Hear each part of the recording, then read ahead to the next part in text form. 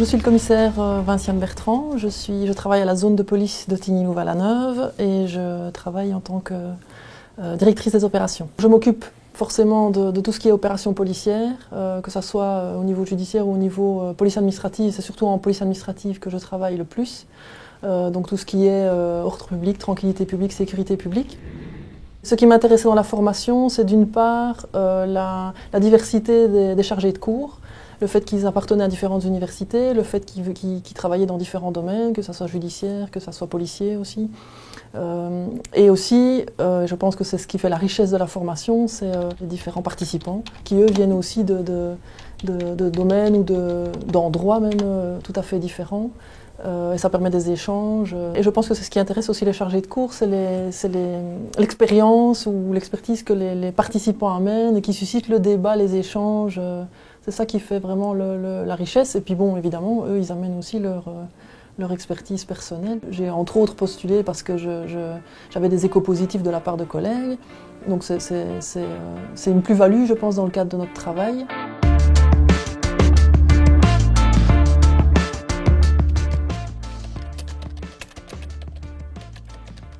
Je m'appelle Jean-Marc Meyer, je suis procureur du roi de Bruxelles depuis le mois d'avril 2014. Et avant ça, j'étais magistrat au parquet de Bruxelles pendant à peu près 10 ans. Ma fonction comme procureur du roi de Bruxelles, c'est de coordonner l'action du parquet de Bruxelles, de lui donner des impulsions, de faire fonctionner les projets pour que le parquet remplisse au mieux sa mission.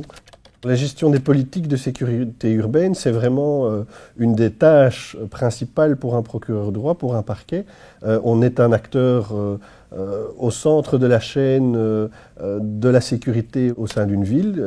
Bruxelles est une grande ville très complexe. Et donc, quand j'ai vu le programme de formation qui permettait d'ouvrir notre état d'esprit par rapport à notre manière de travailler au sein d'un parquet, je me suis dit que ça serait très intéressant pour moi d'y participer.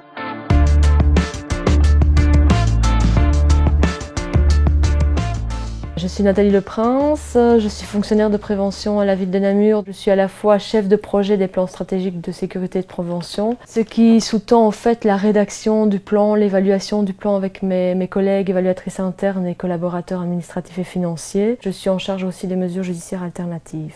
Ce qui m'a motivée, c'est qu'en fait, mon parcours, j'ai un parcours de juriste et donc moins criminologue.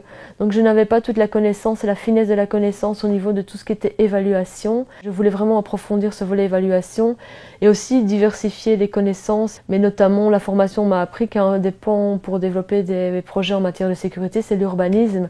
Et donc on a vraiment eu un chouette volet par rapport à ça et approfondir certaines thématique aussi, plutôt le cambriolage, le vol dans les habitations et ce qui sous-tend tout ça, tout ce qui était approche, caméra, etc.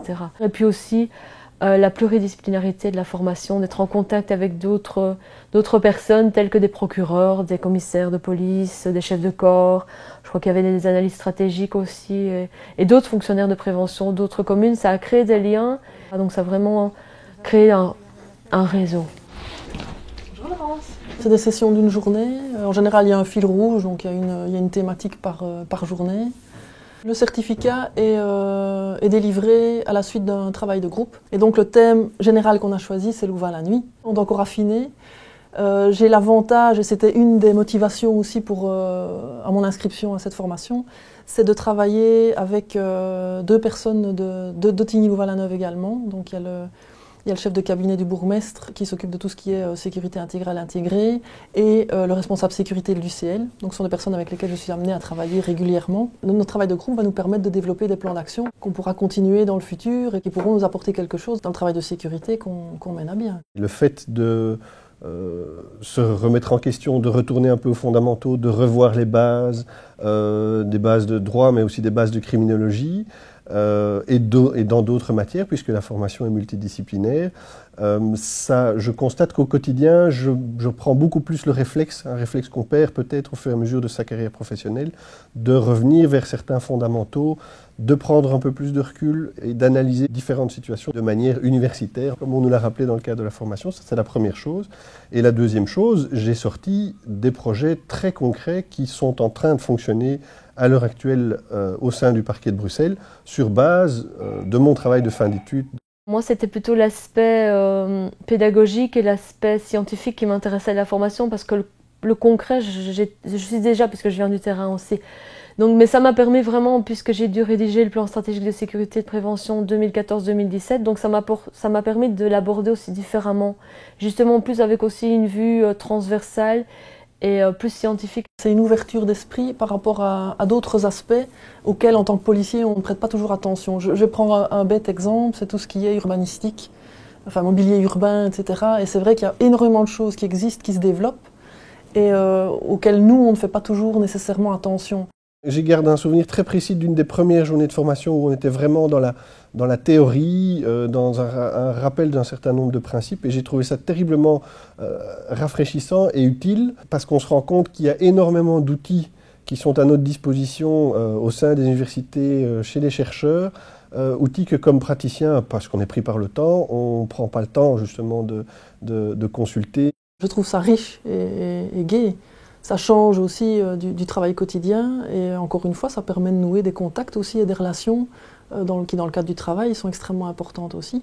Comme professionnel qui travaille au quotidien, il faut bien dire que ce n'est pas évident tous les jours de pouvoir goupiller son activité professionnelle avec une activité d'études. Par contre, pour ce qui est du travail et de fin d'études, ce n'est pas du tout insurmontable et au contraire, ça fait partie d'une possibilité de s'arrêter un peu, d'avoir une réflexion plus approfondie sur ce qu'on fait.